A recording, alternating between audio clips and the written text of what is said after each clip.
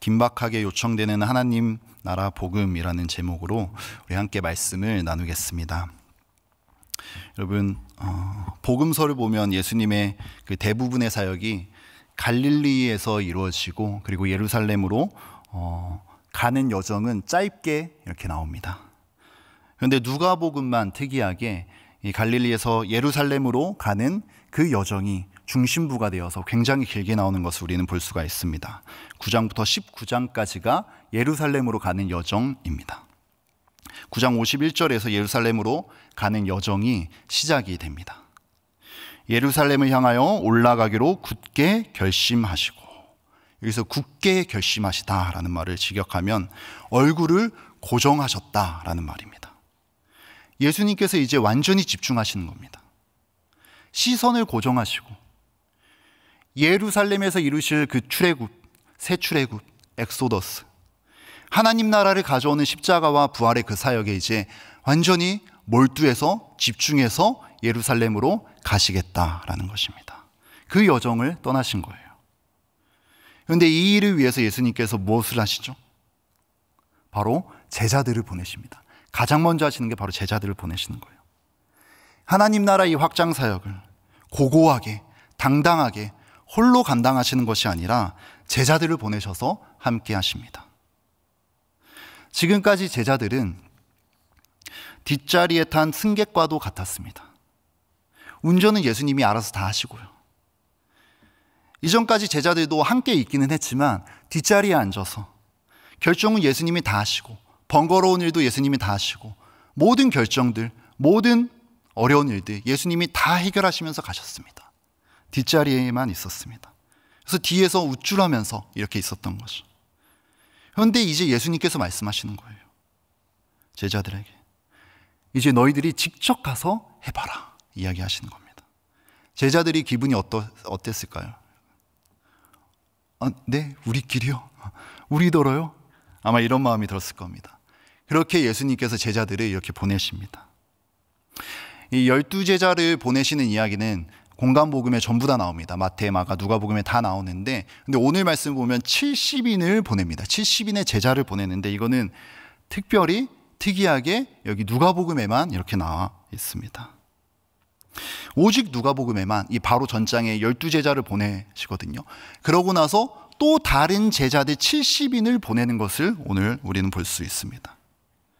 그럼 예수님께서, 이 누가복음에서 이 예수님께서 대체 왜 12명의 제자들을 보내셨는데 70명의 제자들을 또 보내실까요? 그 이유가 바로 오늘 보면 2절에 나옵니다. 이르시되 추수할 것은 많되 일꾼이 적으니, 이렇게 나와 있습니다. 여러분, 이것은 주님 오실 때까지 불변하는 법칙입니다. 요즘에는 신학대학원들이 예전만큼 경쟁이 치열하지 않다 보니 일정 그 수준을 유지하기 위해서 정원을 줄여야 된다는 이야기들을 많이 합니다. 저도 상당 부분 공감하는 바입니다. 하지만 우리가 고개를 조금만 돌려서 열방을 바라본다고 한다면 여전히 일꾼은 너무나도 부족합니다. 저도 이번에 겨울에 미얀마 선교와 일본 선교를 참여했는데요. 일본에는 목회자가 없는 무목교회가 그렇게도 많다고 합니다. 그리고 미얀마 이 국경선에 있는 이 태국에는요, 미얀마 난민들이요 교회로 계속해서 몰려 들어오고 있어요. 그래서 현지 목사님들, 이 사모님들이 감당이 안 되시는 거예요. 너무 계속 이렇게 들어오니까요. 일꾼은 부족한 거죠. 여전히 추수할 것은 너무나도 많은데, 우리가 고개를 들어서 열방을 바라보면요, 추수할 것은 정말 많은데 여전히 일꾼이 부족한 것을 우리는 볼 수 있습니다. 이것은 주님 오실 때까지 변하지 않는 불변하는 법칙입니다. 오늘 이 누가복음에서 예수님도요 같은 생각이셨어요. 유대를 넘어서 열방을 바라보니, 열방을 향해 내가 고개를 돌리니 12제자만으로는 부족하구나 생각을 하신 거죠. 그래서 70명을 세우신 겁니다. 앞장에서 12제자를 세우신 건요 유대 땅을 위한 사역이었습니다. 우리로 치자면 국내 선교겠죠. 그리고 오늘 본문에서 70명을 이제 보내시는 거예요. 이방 선교를 위한 그 준비입니다. 파송입니다. 해외 선교겠죠. 사실 이게 사분학적으로 72인이 조금 더 그 외증이 강하기는 합니다. 당시 그 사람들은요, 온 열방의 그 나라들이, 민족들이 72민족이라고 생각을 했다고 합니다. 당대 그 묵시 문학을 이렇게 보면은 그렇게 나와 있습니다. 그러므로 이 72명을 파송한 것은 무엇 때문이죠? 유대를 넘어서서 이방 선교를 위한 것이라고 볼 수가 있습니다. 열방을 위한 것이라고 볼 수 있습니다.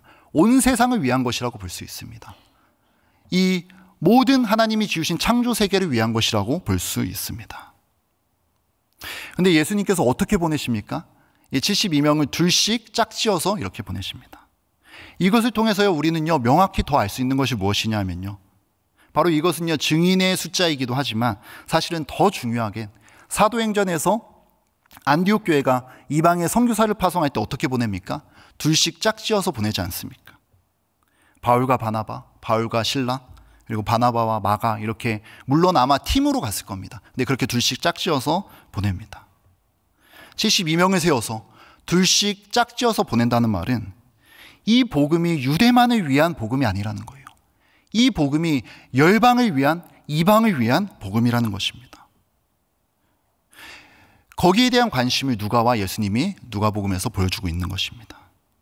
하나님이 이 유대 땅만의 주인이 아니시라 온 세상의 주인이심을 우리에게 보여주고 있습니다. 이는 사실 우리가 이 같은 저자가 쓴 이제 사도행전을 보면은 이제 대본에 알 수가 있죠. 그렇죠?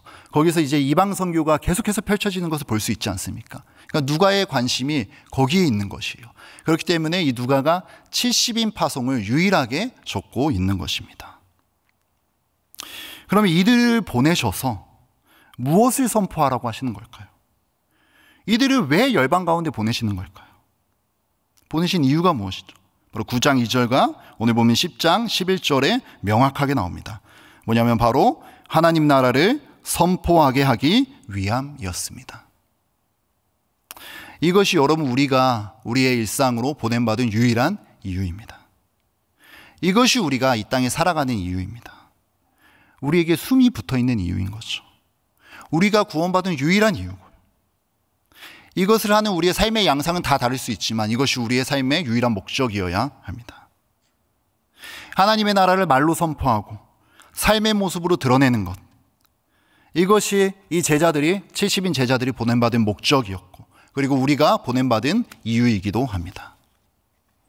그러면 그들이 그 복음을 위탁받았는데 예수님께서 이제 너희들이 나가서 해보라고 하셨는데 제자들이 그 전해야 할 하나님 나라 복음은 무엇일까요? 과연 어떤 내용일까요?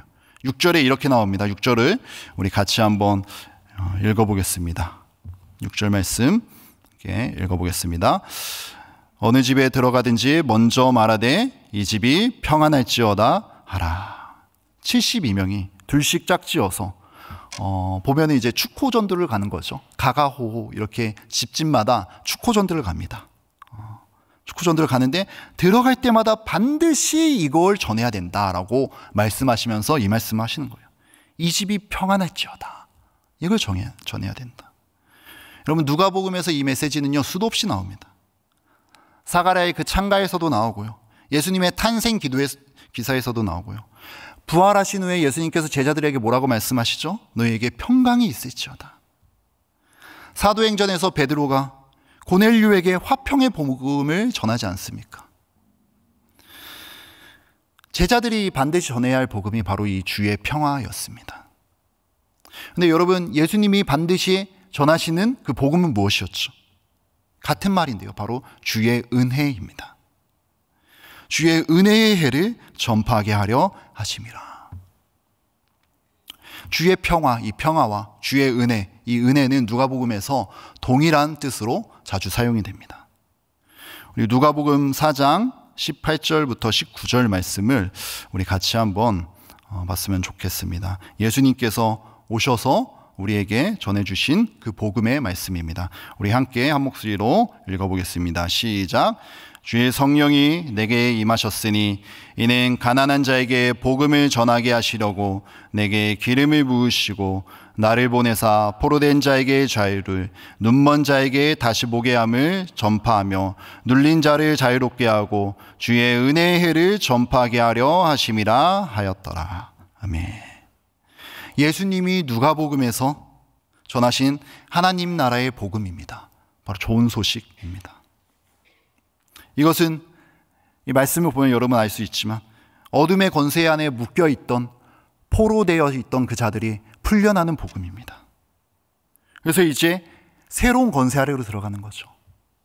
어둠의 권세 아래 묶여있던 자들이 이제 풀려나서 새로운 권세, 골로새서 말씀의 표현대로 말하자면은 사랑의 아들의 나라의 그 권세 아래로 이제 옮겨지는 겁니다. 그래서 이제 새로운 왕의 통치를 받는 거죠. 사랑의 아들의 그 나라의 통치를 이제 받는 것입니다. 새 시대가 출범한 것입니다. 그 시대에는요, 가난한 자들, 어린아이들, 이방인들이 배제되지 않는 그 세상입니다. 그 복음을 전하고 있는 것입니다. 그 주의 은혜를 전하고 있는 것입니다. 제자들이 전해야 될 바로 그 주의 은혜, 주의 평화의 복음입니다. 이 복음의 말씀, 새 시대 왕의 그 전령이 되어서 주의 은혜의 해를 전파하는 것이 바로 이 72인이 감당해야 할 미션이었습니다.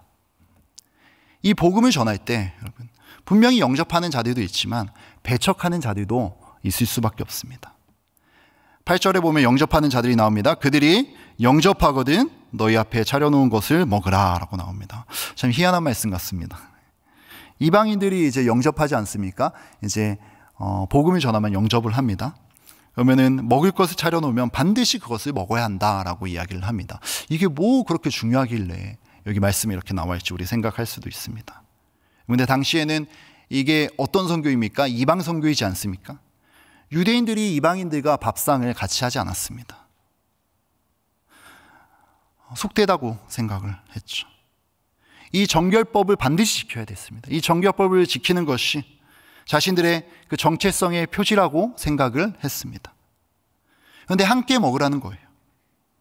하나님께서 깨끗하다 하신 것을 속되다 하지 말라는 거죠. 이 말씀이 어디에서 우리가 볼 수 있습니까? 똑같은 저자 이제 사도행전에 또 나오죠. 베드로가 봤던 그 환상과 매치가 됩니다. 열방을 향한, 그 이방인을 향한 그 선교의 모습을 우리에게 보여주고 있습니다. 그런데 이 주의 은혜의 해를, 이 주의 평화를, 주의 은혜를 전할 때 배척하는 자들도 있었습니다. 왜였을까? 왜 배척을 할까요? 주의 은혜의 해가 전해진데 왜 배척을 할까요? 주의 은혜의 해가 필요하지 않은 자들인 거죠. 오히려 그게 걸림돌이 되는 자들인 거죠. 왜냐하면요, 그들은요, 풀려날 필요가 없는 거예요. 왜냐하면 지금의 삶에 만족하기 때문입니다. 그러니 오히려 새로운 왕이 온 것이 불편한 겁니다. 그러니 제자들이 전한 이 새로운 왕의 복음, 포로된 자를 풀어주는 이 복음, 가난한 자를 위한 이 복음, 이것을 영접하지 않았던 것입니다. 배척했던 겁니다. 여러분이 제자들을 배척하지 않습니까? 순회 전도자들을 배척하지 않습니까? 누구를 배척한 거나 마찬가지입니까? 나그네를 배척한 겁니다.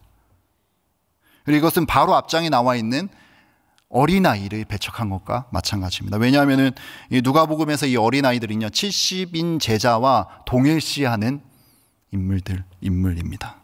이게 오늘 본문 21절 그리고 22절에도 나와 있습니다. 그리고 더 나아가서 16절을 보면 알 수 있듯이 이 순회 전도자들, 이 제자들을 거절한 것은요 바로 예수님을 거절한 것과 마찬가지입니다. 너희를 저버리는 자는 곧 나를 저버리는 것이요. 심지어 이렇게 말씀하십니다. 나를 저버리는 자는 나 보내신 이를 저버리는 것이다. 여러분, 그런데 영접하기도 하고 배척하기도 하는데 이 모든 것이 누구의 손에 달려 있습니까? 우리의 손에 달려 있습니까? 제가 처음에 예수님이 제자들을 이제 전면으로 내세워서 보낸다고 하지 않았습니까? 그 전까지 제자들은요 뒷자리에 탄 그 승객과도 같았습니다. 그런데 이제 직접 나가서 해보라고 하셨죠. 그럼 여러분, 제자들에게 달려 있습니까? 그들이 잘하고 못하고에 이게 달려 있을까요? 이 배척을 당하고 아니면 영접하고 이것이요? 아니죠. 여러분, 이 싸움을 누가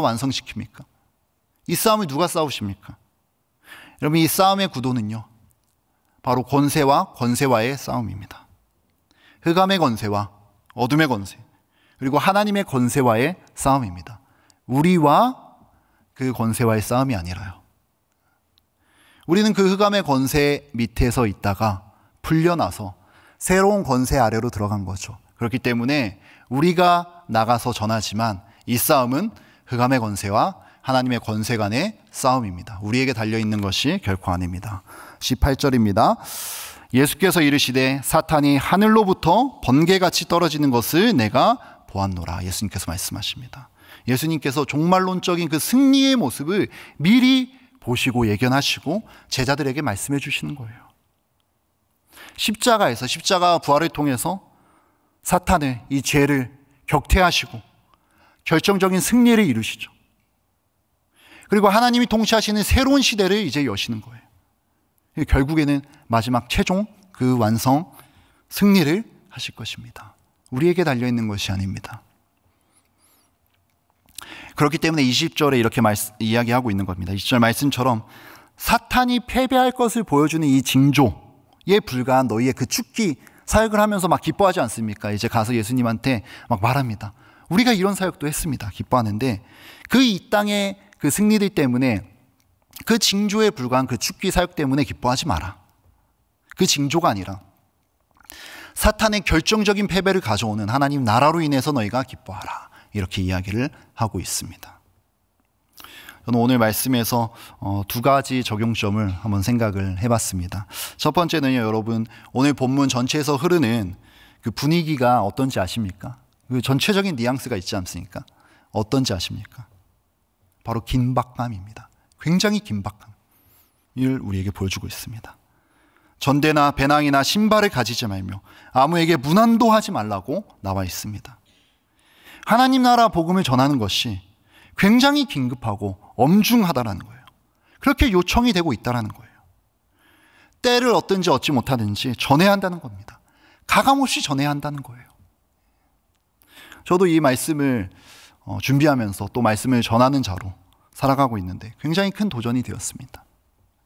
나를 통해 말씀이 나아갈 때, 나를 통해 성도님들에게 또 청년들에게 말씀이 나갈 때 이게 너무나도 희석이 되어서, 아니면 이 말씀이 정말 풍성한데 이게 너무나도 축소가 되어서 전해지는 것은 아닐까? 이 복음이 이렇게 나이브하게 전해지는 것은 아닐까? 그럼 듣는 자들도 어떻게 생각을 하죠? 복음이 굉장히 나이브하다고 생각을 할 수밖에 없겠죠. 전혀 긴박하게 느끼질 못하겠죠. 좀 더 엄중하고 긴급하게 때를 얻든지 얻지 못하든지 가감없이 전해야겠다라는 쉽지 않은 그런 다짐을 저도 하게 되었습니다. 두 번째 적용점은요, 오늘 말씀의 앞뒤 맥락을 볼 때 재미있는 것이 있습니다. 그건 뭐냐 하면 바로 보냄받은 자의 모습이 한 가지가 아니라는 것입니다. 여러 가지 모습으로 나오고 있습니다. 우리가 여러분 다 아시지만 보냄받다, 이 미션이라고 하면은 직접적인 선교 사역만을 가리키는 것이 아니죠. 삼위교회 성도라면 다 알고 계실 겁니다. 이 미션이라는 말은 보냄받다, 이 미토라는 라틴어에서 파생된 단어인데요. 당연히 우리가 보냄받은 그 사명의 자리는요, 다 다를 수밖에 없습니다. 우리가 다 선교 사역을, 직접적인 선교 사역을 나가는 것은 아니죠. 오늘 본문처럼 직접적인 전도나 선교 사역이 될 수도 있습니다. 우리의 자리가요. 그리고 오늘 나오는 이 장의 마지막에 보면은 뭐가 나오죠? 마르다와 마리아가 나오지 않습니까? 여기 보면은 이 마르다와 마리아의 일은 이 순회 전도자들 70인 이 제자들과 예수님을 영접해주고 그리고 환대해주고 그들이 머물 수 있게 재워주고 했던 역할들을 했던 겁니다.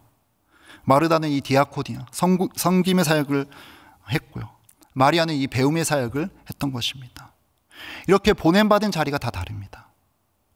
그리고 오늘 보면 바로 이제 또 뒤에 보면은, 바로 다음에 보면은 뜬금없는 것 같이 선한 사마리아인의 비유가 나오지 않습니까? 제사장과 레위 사람이 성전 이제 당직을 마치고 집에 돌아가는 길이었겠죠. 그 우리로 말하면 이제 신앙생활을 끝내고 이제 일상으로 돌아가는 그 지점이었을 겁니다. 그런데 그들은요, 성전 봉사자였을지는 모르지만 일상의 선교사는 아니었던 것입니다. 오히려 반대로 업무 중에 그 여행 중이었던 사마리아인이 도와줍니다. 그는 진정 일상의 선교사였습니다. 제자의 또 다른 모델을 우리에게 보여주고 있는 것입니다. 이렇게 제자 되면은요, 여러 측면들이 있습니다. 오늘 본문에 나온 것처럼 예수님의 보내심을 받아서 직접적으로 우리가 복음을 전파해야 될 때도 있고요. 쭉 이어서 나오듯이 제자는 섬기는 사람일 수도 있고요. 배우는 사람일 수도 있고요. 이웃사랑을 실천하는 사람일 수도 있고요. 우리의 사명의 자리가 다 다르다라는 것입니다. 우리가 하나님 나라의 이 복음, 포로된 자를 풀어주는 이 복음, 새로운 왕인 사랑의 아들의 그 통치 가운데 들어가는 그 복음, 이 복음을 때를 얻든지 얻지 못하든지 긴급하고 엄중한 마음으로 각자의 자리에서 왕의 전령이 되어서 전하며 살아가는 사랑하는 모든 성도님들 다 되시길 주님의 이름으로 간절히 축복합니다. 우리 이 시간에 함께 기도하겠습니다. 들은 말씀을 기억을 하시면서 기도했으면 좋겠습니다. 하나님의 나라의 복음이 우리 가운데 긴급하게 요청이 되고 있고 또 전하라고 말씀하시는데 우리는 그렇게 받아들이지 못하고 살아가고 있지는 않는지 우리 자신을 돌아봤으면 좋겠습니다. 하나님, 우리 각자의 삶의 터전에서 선교적 제자의 삶을, 하나님 나라 복음을 드러내는 삶을 우리가 살아갈 수 있도록 주님 인도하여 주시옵소서. 그리고 나눠드린 우리 교회 기도 제목들, 또 여러분들이 가지고 나오신 여러분의 각자의 어려운 그런 기도 제목들 가지고 기도하시다가 자유롭게 돌아가시기 바랍니다. 함께 기도하겠습니다.